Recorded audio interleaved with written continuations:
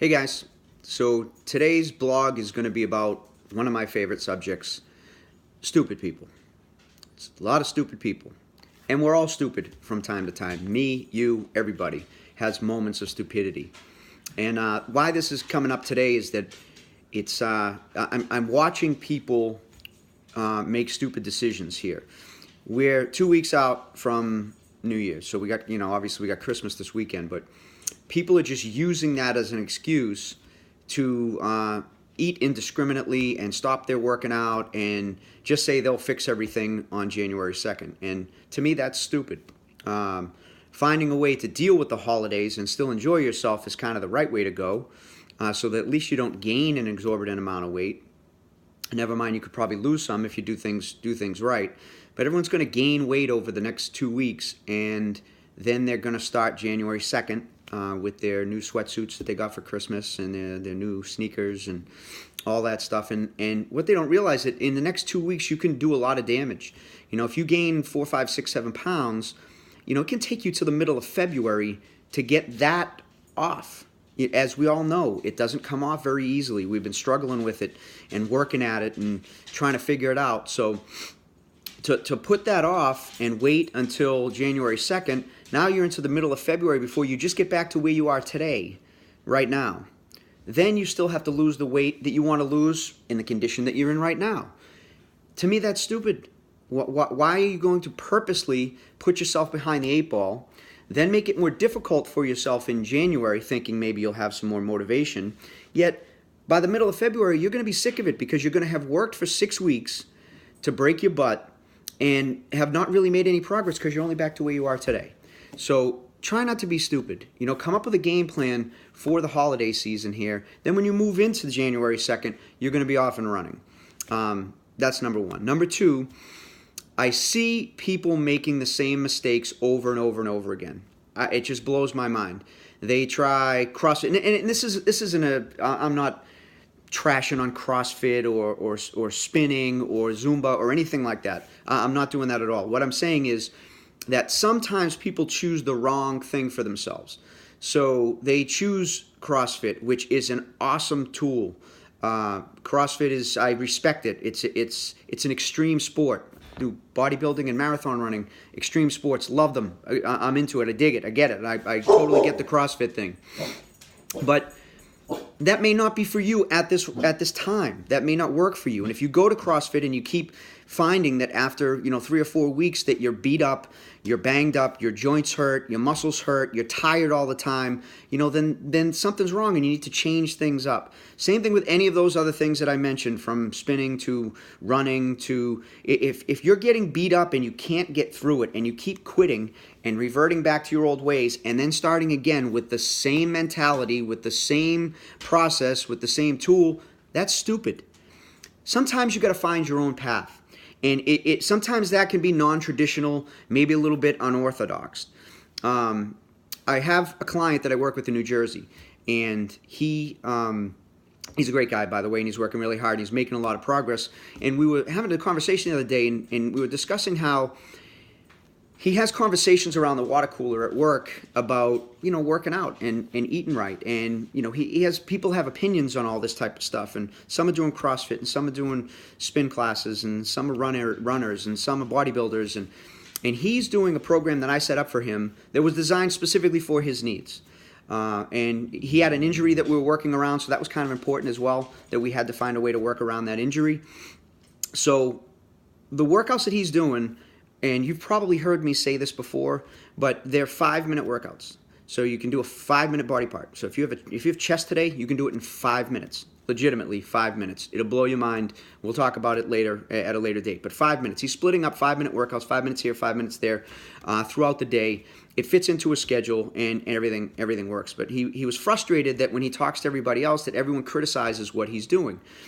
And so I had to revert back to, hey, when you came to me, what was it that you wanted? He said, I wanted to lose weight. I wanted to get stronger. I wanted to start feeling better. I wanted to fit better in my clothes. And I wanted to have my injury heal as quickly as possible. And I said, okay, since we've been working together, what's happened? He says, I've lost weight, I've gotten stronger, I feel better, I fit better in my clothes, and my injury has gotten a lot better. And I said, okay, so what are you worried about then? Why are you listening to what somebody else has to say? What they do can be great for them and good for them if they're having all kinds of progress. They may not be having progress, yet still have an awesome opinion, if you know what I'm saying. So sometimes you got to put that stuff on the back burner and find out what works for you and what is specifically good for you. It's about results. If you're getting good results, and of course it's a program that's safe and healthy and all that stuff, of course that's of utmost importance. I'm not telling you to do anything just to get results. We don't want to be doing anything that's going to put you in harm's way.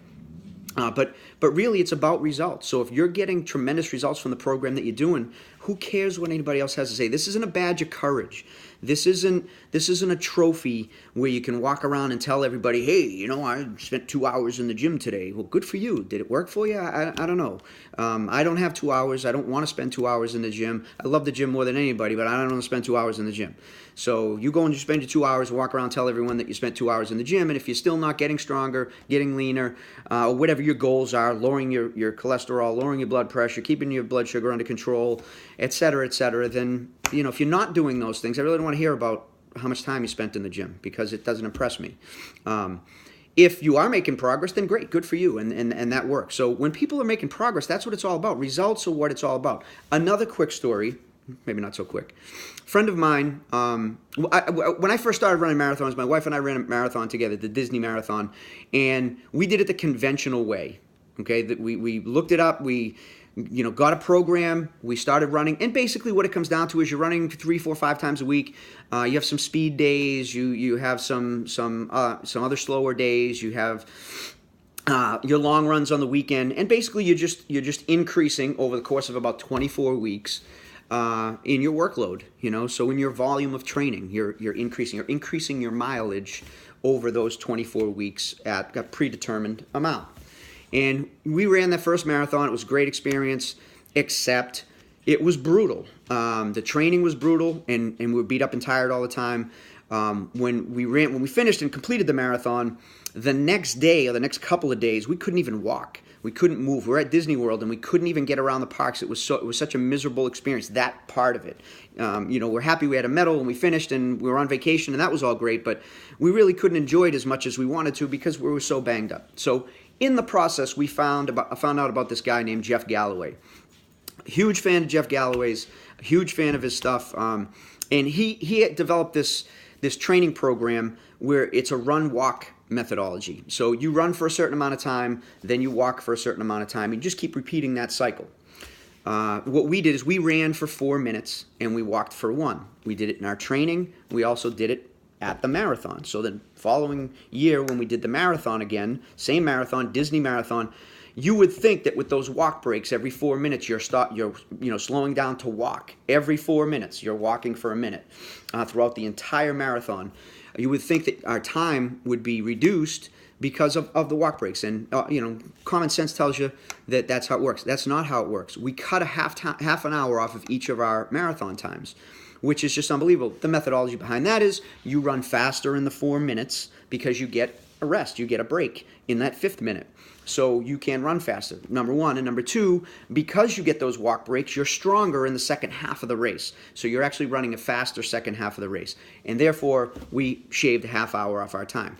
I had a friend of mine who followed that methodology that I turned him on to. Him and I actually ran the same Disney Marathon together, him and I, and he did great. He turned out to be a great runner and run a whole bunch of marathons and half marathons and stuff. He was getting into arguments with his running club. He joined a running club and he thought it would be a great social environment, and he just kept getting criticized about his running methodology from the people in the runners club, saying he wasn't a runner because he stops and walks every 5 minutes, every 4 minutes he takes a minute walk, and that's not really running, and that's not the way you do it. And his response to them was, I beat you in the marathon. I guess, I don't know, maybe I'm doing it wrong, but I beat you. So, so let's say his membership in the running club didn't last all that long. So sometimes, I get what I'm trying to say here is, stop doing stupid things. and stop listening to everybody else. No, there's no, I mean, unless you've been in the industry for many, many years and you have certifications and degrees and a long-standing history of working with people and having great success, then don't listen to people. Don't stop listening to everybody that has an opinion. My father has a little thing about opinions, but I won't say that here. So stop being stupid. Find what works for you. And if you're getting the results in that program, be happy with the results. That's why we do this. We do this for the results. Yes, the process is awesome. Of course, but the whole basis behind it is to get the results that happen from working out. So if you're getting the results, then things are going marvelously for you. Stop trying to overthink it and trying to be conventional and fall into what everybody else wants you to do and what's chic and what's cool and what's sexy nowadays. That's not important. Your results are important. So try and use the next 2 weeks to cool off a little bit. I mean, just kick back on your holiday eating. Don't go crazy with it. Trim some room during the day if you know you're going to be a little bit decadent at night. And when I say a little bit decadent, that means be a little bit decadent. Just don't go crazy on things. And control it. Don't do it every day. Sometimes what happens is now we say, well, I'm not doing anything until January 2nd, so it's just a free-for-all. I'm just going to do whatever I want. And that's going to put you behind the 8 ball starting off the new year. That's going to frustrate you moving forward over the next month and a half to 2 months to lose the stuff that you've gained during the holiday season.